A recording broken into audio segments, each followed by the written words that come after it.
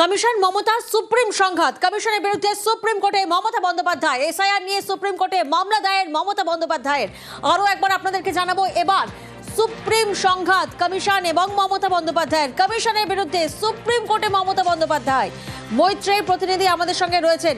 মৈত্রেয়ী, তাহলে এবার সরাসরি আইনি লড়াই?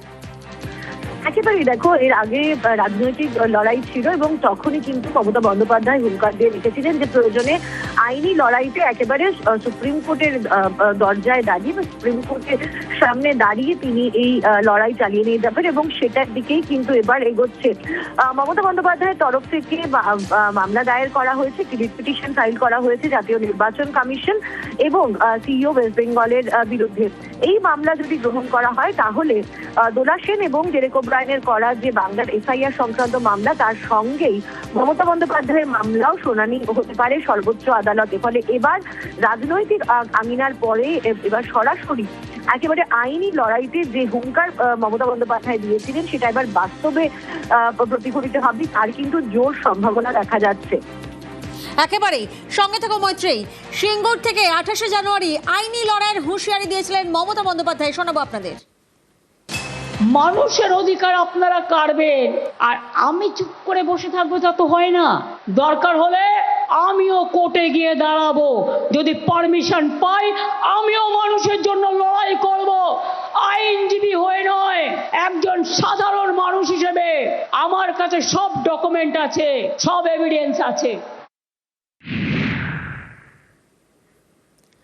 দিল্লিতে মমতা বন্দ্যোপাধ্যায় কাল কমিশনে, আগামীকাল নির্বাচন কমিশনে মমতা বন্দ্যোপাধ্যায় জ্ঞানের সাক্ষাতের আগেই আমরা দেখেছি সপ্তমে সুর।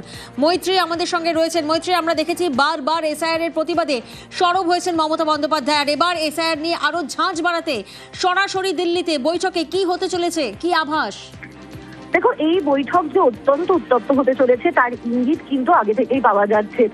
ইতিমধ্যেই মমতা বন্দ্যোপাধ্যায় তার সুর চড়িয়েছেন এবং এর আগে গতকাল তো বটে, গতকাল মিলিয়ে তিনি মোট 6টি চিঠি জাতীয় নির্বাচন কমিশনার জ্ঞানেশ কুমারকে এর মধ্যে দিয়েছেন, যার একটিরও জবাব এখনো পর্যন্ত আসেনি ফেরত মমতা বন্দ্যোপাধ্যায়ের কাছে। এবং এবার একেবারে সরাসরি বৈঠক, ফলে তার এই যে 6টি চিঠিতে যে প্রশ্ন তিনি তুলেছেন সেই প্রশ্নগুলির জবাব যে এবার সরাসরি জ্ঞানেশ কুমারের মুখোমুখি হয়ে তিনি চাইবেন, সেটা বলার আর অপেক্ষা রাখে না। এর পাশাপাশি এই গতকালের চিঠিতে তিনি যে বিষয়টি উল্লেখ করেছেন যে এখতিয়ার বহির্ভূত এবং তাদের যে কার্যকলাপ জাতীয় নির্বাচন কমিশনের তরফ থেকে করা হচ্ছে, অর্থাৎ 8001টি মাইক্রো অবজারভার নিয়োগ করা এবং তার সঙ্গে সঙ্গে তাদেরকে অতিরিক্ত দায়িত্ব দেওয়া, যেটা একেবারেই আইন বিরোধী বলে তিনি উল্লেখ করেছেন। ফলে সেই এখতিয়ার বিরোধী এবং আইন বিরোধী যে কার্যকলাপ বাংলার ক্ষেত্রে করা হচ্ছে তার জন্য যথেষ্ট প্রশ্নবানের মুখে পড়তে হতে পারে আগামীকাল জাতীয় নির্বাচন কমিশনার জ্ঞানেশ কুমারকে। আগামীকাল বিকেল 4টের সময় মুখ্যমন্ত্রী মমতা বন্দ্যোপাধ্যায় সহ 15 জনের দলকে দেখা করার সময় দিয়েছেন জ্ঞানেশ কুমারের নেতৃত্বের জাতীয় নির্বাচন কমিশনের ফুল বেঞ্চ। একেবারে আগামীকাল ঠিক বিকেল 4টের সময় এই বৈঠকের আগে আজ কলকাতা বিমানবন্দর থেকে সুর চড়িয়েছেন মুখ্যমন্ত্রী Mamata Bandyopadhyay.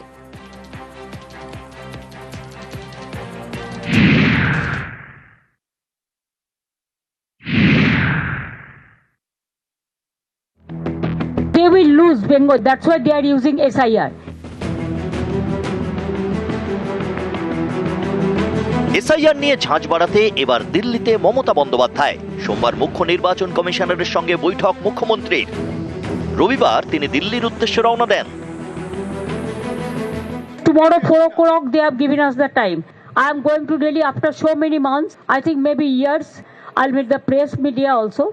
I'll brief them also what is going on in the name of SIR, how they want to finish the federal structure.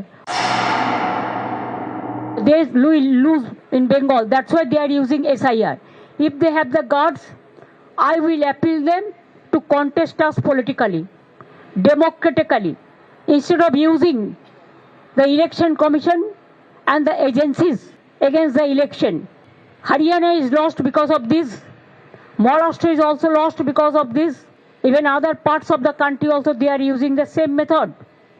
I will tell them, if you have the guards, fight the battle politically. We are ready to fight in inch to inch.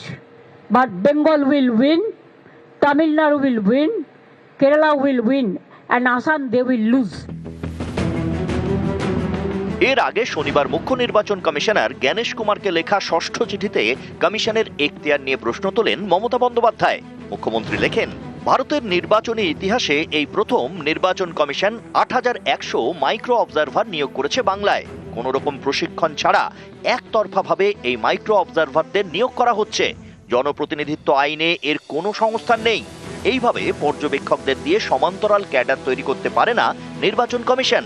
অন্য কোনো রাজ্যে SIR চলাকালীন এভাবে micro observer নিয়োগ করা হয়নি। ত্রিপুরার ৪ আমলাকে পর্যবেক্ষক হিসাবে নিয়োগ করা হয়েছে। শোনা যাচ্ছে কিছু পর্যবেক্ষক বেআইনিভাবে নির্বাচন কমিশনের পোর্টাল নিয়ন্ত্রণ করছেন। উদ্দেশ্য প্রণোদিতভাবে তারা তথ্যে গরমিল করার চেষ্টা করছেন। বৈধ ভোটারদের নাম বাদ দেওয়ার জন্য পেছন থেকে কলকাঠি নাড়া হচ্ছে। অসহায়ভাবে দেখা ছাড়া এই ইআরও এবং ইআরওদের কাছে কোনো উপায় নেই। যুক্তিগ্রাহ্য তথ্য বিভ্রাটের তালিকা এবং শুনানিতে ডাকার ধরন অন্যান্য রাজ্যের থেকে বাংলায় আলাদা। মনে হচ্ছে এসআইআরে বাংলার জন্য আলাদা নিয়মকানুন চলছে, যার কোনো আইনি ব্যাখ্যা নেই। এটা গণতন্ত্র বিরোধী এবং অবিলম্বে বন্ধ হওয়া দরকার। এ রাজ্যে এসআইআর এর আতঙ্কে অনেকের মৃত্যু হয়েছে বলে অভিযোগ। তেমনই কয়েকজন মৃতের পরিবারের সদস্য দিল্লি পৌঁছে গিয়েছেন। কোথা থেকে এসেছেন? মুর্শিদাবাদ থেকে। আমার হাজব্যান্ড স্টক করেছে, সাহেব কম এসেছিল আমার, তার কারণ আমাদের তো মাথার উপরে ছাদ চলে গেছে। আমার দুটো বাচ্চা, অথচ আমি 4 মাসের প্রেগনেন্ট। এসআইআরের জন্যই তো আমার স্বামী মারা গেছে। আমরা জবাব চাই। They will lose in Bengal. That's why they are using SIR. If they have the guts, I will appeal them to contest us politically, democratically, instead of using the election commission and the agencies against the election.